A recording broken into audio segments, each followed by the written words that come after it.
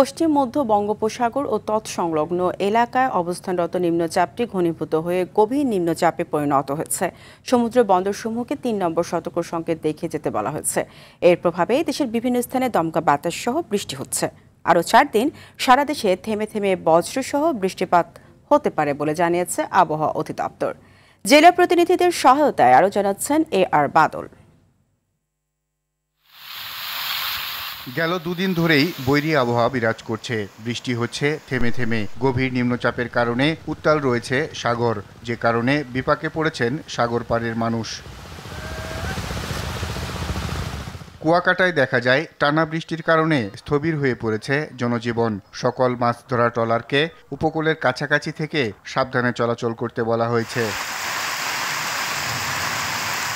ঝালকাঠিতে বৈরী আবহাওয়া বিরাজ করছে। ভারী বৃষ্টি, সেই সাথে ঠান্ডা বাতাস বইছে। বিপাকে পড়েছেন কৃষক, শ্রমিক, দিনমজুর সহ নিম্ন আয়ের মানুষ।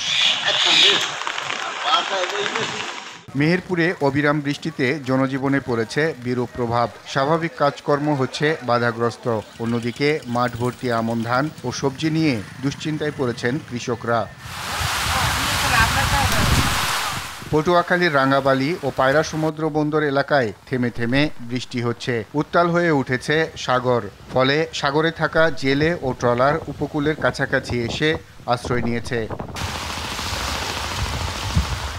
বাগেরহাটেও বিরূপ প্রভাব পড়েছে জনজীবনে। আবহাওয়া অফিস জানিয়েছে, সহসায় কাটবে না এই বৈরী আবহাওয়ার ধকল। আরও ৩-৪ দিন এমন বৃষ্টিমুখর পরিস্থিতি বজায় থাকতে পারে। সব জেলাতে বৃষ্টি হয়েছে। এই যে চলমান বৃষ্টি, এটা আপনাকে আগামী আরও ৩ থেকে ৪ দিন এটা কন্টিনিউ করবে। AR বাদল, RTV, ঢাকা।